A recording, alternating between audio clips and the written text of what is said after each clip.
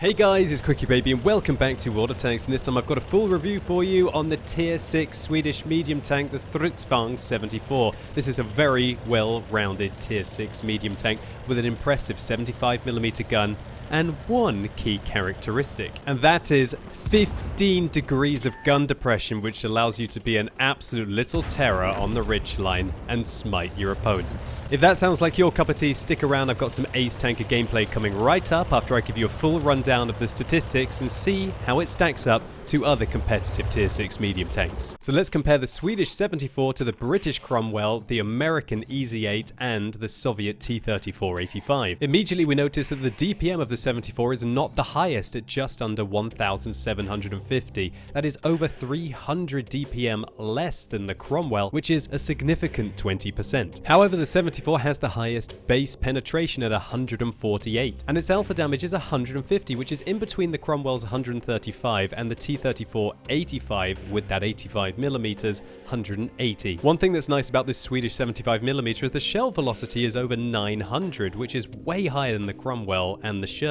and more in line with the T-34-85. And if you choose to fire premium rounds on the Stridsvagn 74, you've got 1,160 meters a second shell velocity, which is way higher than the APCR rounds on the Cromwell, which are not even 1,000, which makes the tank a lot more comfortable for engaging at mid to long ranges. One thing to watch out for though on the Stridsvagn 74 is that it only carries 42 rounds of ammunition, and so this means if you penetrate every single one of your rounds, you're only going to be able to do 6,300 damage, while coincidentally the Cromwell is able to do 8,640 and the T-34-85 is able to do the same amount. And so every one of your ricochets in the Stridsvagn 74 can be quite painful, and also you're quite likely to take a bunch of APCR rounds that you might have to dip into in a good matchup when you've run out of AP rounds. Now on to the specialty of this vehicle, and that is the comfortable gun handling characteristics. 1.8 seconds aim time is half a second better than the other three vehicles in this comparison, with 0.33 accuracy, better than all those vehicles, and look at the gun dispersion values when moving the tank, 0.15. That's even better than the EZ8, which has a fantastic 0.19. And when turning the turret, it's as low as 0.1, which is 20% better than the Sherman's impressive 0.12. These two aspects combined make the 74 feel like it's got the gun handling of a higher tier medium, even using vertical stabilizers, which is an absolute pleasure at limiting the amount of time that you have to stop to engage opponents effectively, especially at mid to long ranges. And for those kinds of engagements, you have the best accuracy on any tier 6 tank that is not a tank destroyer. And as if that was not enough, the Stridsvagn 74's speciality is 15 degrees of gun depression. That's pretty much twice what the Cromwell is able to achieve, and it makes the EZ8 Sherman, which has an amazing 12 degrees of gun depression, pale in comparison. This makes the vehicle oh so flexible, and when you are using those 15 degrees of gun depression on a ridgeline, you are certainly massively limiting the amount of your vehicle that's available to hit. So now onto the mobility of the 74, and the vehicle's limited to 45 kilometers an hour, which is not particularly fast for a medium tank, but it's not disastrous. The engine power is 420, and considering the vehicle is not the highest, that gives it a power to weight ratio of 16 1/3. This is less than the Sherman and the T-34-85, and it completely pales in comparison compared to the mobility of the Cromwell,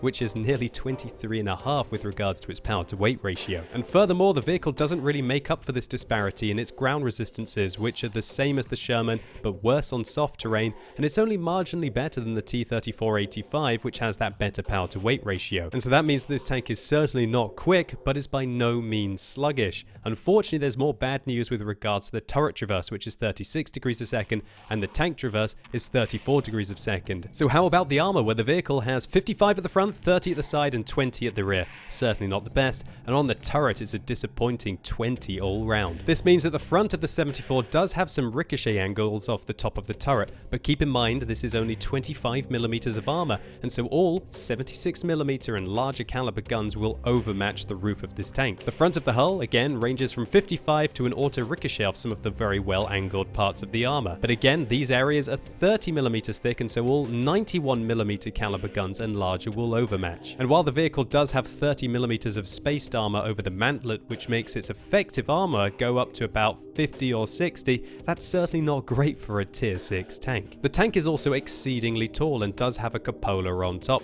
which means even when you are using your 15 degrees and limiting the amount of your vehicle that's visible, there is still a substantial amount of tank for the enemy to hit, and of that, it's very thinly armored. And any of the shots that hit the side of the turret here frustratingly will overmatch if they're 61mm in caliber and larger. So what kind of equipment should you take on the Stridsvagn 74? Well, number one, take a medium caliber tank gun rammer to increase your rate of fire by 10%. Next, you want to be taking improved ventilation class 2 because this vehicle cannot use vertical stabilizers and so there's no better option. And thirdly, to increase the average view range of 360 meters, I think you should be taking coated optics to be able to work the ridgelines like a boss. Crew skills wise at this tier, I don't think repairs is very important and I would like to focus on increasing my view range and my camo rating of this vehicle. Firstly, I would take camouflage all across the crew when my commander reaches his second skill, retrain for 6th sense and start training camouflage again. When you reach your third skill, brothers in arms, and then you want to be taking things like situational awareness and recon. Now, if you prefer to have better view range in this tank and you don't care about your camo rating so much, you might want to take situational awareness and recon first. With regards to your gunner, there aren't quite so many skills available. I would recommend taking camouflage first, then either taking snapshot or repairs, then you want to be taking brothers in arms when your commander can achieve it. And unlike me, don't train safe stowage on this vehicle. I've only got that from the tier 6 premium Stridsvagn M4257. For your driver, you want to be focusing on things like camouflage, then off-road driving, then either clutch braking or repairs, once of course you've got brothers in arms across all of your crew. And for your loader, nice and simple, take camouflage first, then you want to be focusing on things like repairs, and if you do have a perk slot available, take safe stowage, but remember this won't work until it reaches 100%. Anyway, I think that's quite enough theory crafting. Let's see how this beast performs in some gameplay. So here we go, not too bad of a matchup for the Stridsvagn 74 here. 4 vehicles higher tier than us at tier 7, a load of tier 6s and 5 tier 5s propping up the bottom. We're certainly going to have a good impact in this game if we want to be able to win, however. Now, I do like to go into either 2 locations on Abbey, either in the middle of the map or alternatively I like to make my way down the west. I do feel like the limited top speed of the 74 at 45 kilometers an hour means that I might be a little bit too slow to be able to get into one of my favorite locations, which will be right here down the west. So instead, I want to try and hunt the middle. And you're going to see that because this vehicle looks like it's been squished from the side, it's quite a tall, skinny Viking of a tank, that we can be rather cheeky. And look at this 15 degrees of gun depression. You are just so comfortable at engaging over ridgelines, it's absolutely crazy. And the vehicle is so skinny that I don't even have to butter up to be able to get through that gap like I do in many of my British or American vehicles. So we put 3 rounds into the AMX-12T, we come round the corner, we ricochet one of his shells, and we shut down a tier 6 light tank on the enemy team right at the beginning of this game. A great result. And so what we're doing is we're looking for alternative ways for the Stridsvagn to be able to get into the middle. If I had been in a conventional medium tank that wasn't quite so thin, I would have had to have just plowed my way down the center, maybe got hit by all the artillery on the enemy team where that KV-1 is, or alternatively go down the lower part of the area and go where the IS is. But then you have the medium tanks that want to go into the location that I sometimes go up into on the west, shooting down on you. Just check out the gun handling of the 74 there, able to just plow one into the Type T34 on the enemy team without having to stop for too long. And that is just what is absolutely beautiful about this tank. You barely have to aim because of the excellent 1.8 seconds aim time and impressive gun handling characteristics. I think better than all of the other tier 6 medium tanks, substantially better than them. As I was mentioning, half a second better aim time on each one of your shells. And also, unlike the Cromwell, you are hitting for 150, which is substantially higher than the 135 that the Cromwell has.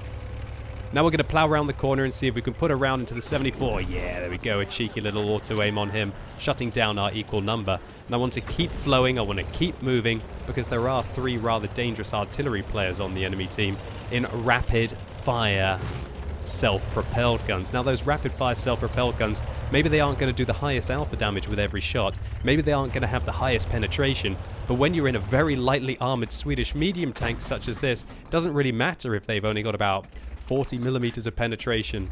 That's still going to go through you quite a lot of the time and completely wreck your vehicle. One thing I just noticed that's quite nice about this tank is that 750 hit points, I didn't talk about that in the statistics. That is enough. I thought that considering how lightly armored and how light this vehicle was, that it wouldn't get 750. But that does mean that you can take at least a fair few shots. A Stridsvagn is going to have to shoot you, what, 6 times to be able to take you out, most likely? Maybe 7, let's think about it. Oh, no, sorry. He's not going to have to shoot you 7 at all. It's more like 5 times that he's going to have to shoot you to be able to shut you down. Okay, I'm looking for this VK302 coming around the corner, but instead I get a nice easy shot in the Panther here. And this .33 accuracy, oh, this vehicle just feels so nice at mid to long ranges. So much nicer than if you were driving in a Cromwell or a Sherman. And I was just thinking through my terrible maths there. Come on, 150 times 5 is 750. It's going to be a 50-50 whether you kill a Stridsvagn with 5 shots, right? Anyway, we put one into the VK, come around the corner, put another one into him, and he gets shut down. That is one of the tier 7 medium tanks on the enemy team. The Comet from our base handles. Again, I'm going to be using the buildings here to be able to avoid the enemy artillery, just keep it working, keep myself alive. Even those low caliber artillery shells would be the bane of me right now. And just keep working. And that's what I feel like this tank just seems to do so well. It's just a ridgeline warrior.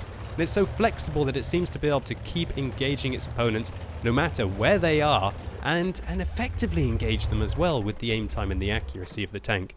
So I'm just trying to set up here to try and spot the KV-1 if he does come around the corner. The Lorraine 15550 looks like he's being a bit of a scout for our team there. A rather unconventional position for a self-propelled gun to be in. But the Gorilla on the enemy team hits the M44, and unfortunately the FV304 hits the 15550. And so now we've lost all of our self-propelled gun support, and this game is starting to look a little bit ugly. It is currently 3 versus 7 on the enemy team, or make that 3 versus 6 as the enemy T-34 one drowned. But there's an IKV-65 coming in on us who's got a 90mm gun. I'm trying to wedge him to the side here. I put one into the side of his vehicle, I try and wedge his tracks out, and that allows me to actually shoot him 4 times while he only gets to shoot us once. That was a fantastic result against a rather dangerous tier 6 Swedish self-propelled gun there. And that's the difference between, obviously, the hit points of a tier 6 medium and a tier 6 self-propelled gun. Even though he's got 580, that's substantially lower than the 750 that we have. So even though he takes away pretty much about a third of our hit points with every single shot that he puts into us, our rate of fire is just so much better, even though we've got rather mediocre DPM.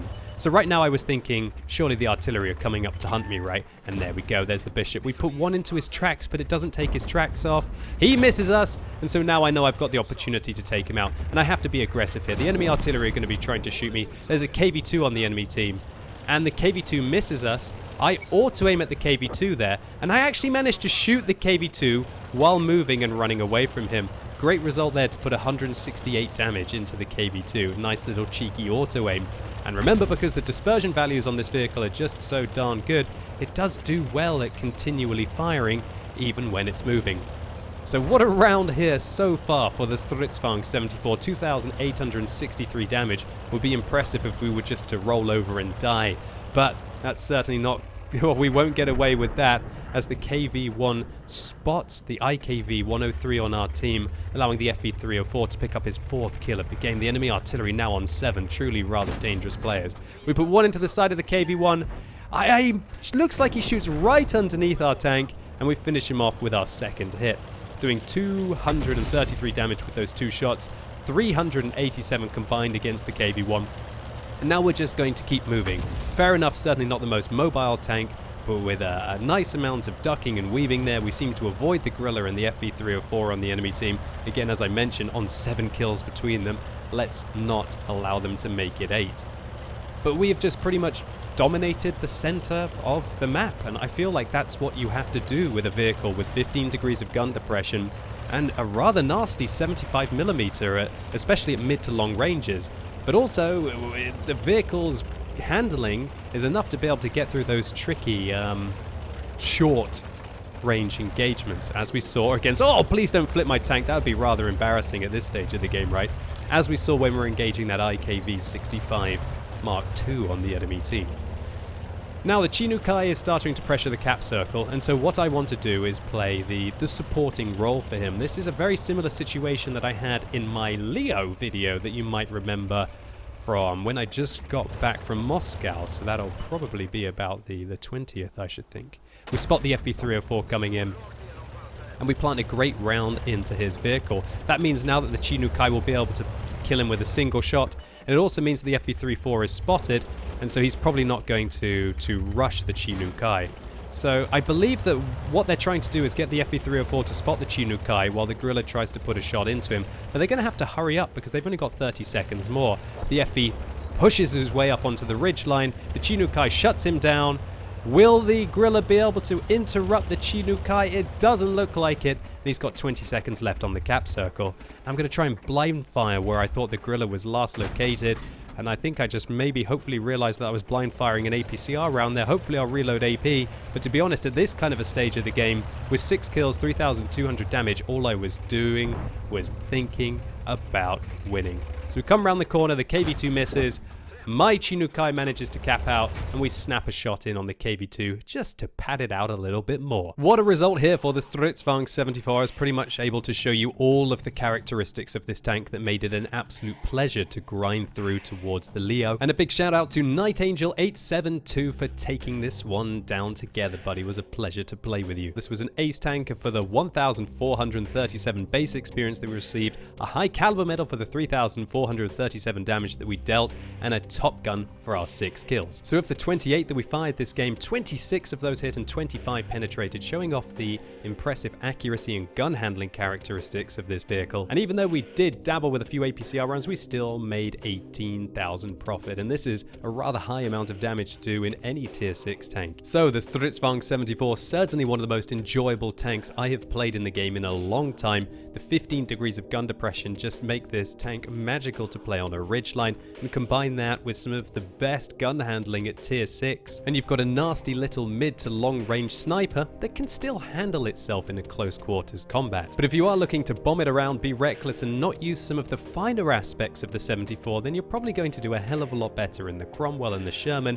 which have massively better DPM, mobility, as well as armor. And alternatively, the 180 alpha damage on the T3485 might be better for players who aren't ready to fire on reload. And so while the Stridsvagn 74 isn't going to be everyone's favorite, it's by no means a painful tank to play, and if you spend the time to actually figure out the tank, it can be immensely rewarding. And so hopefully you enjoyed this video, or maybe the tank review was just useful for you. If it was, please give it a like, it really helps the channel out. And click the more info icon in the top right hand corner of your screen if you want to see what you have to look forward to when the 74 grows up into the Leo. And let me know in the comments what you think about the tier 6 Swedish medium tank, the Stridsvagn 74. Do you think it looks absolutely awesome with those 15 degrees of gun depression and the gun handling, or do you think the other statistics of the vehicle just let it down and it isn't a true medium tank? And as always, thank you so much for watching. You've been epic, and hopefully I'll see you soon.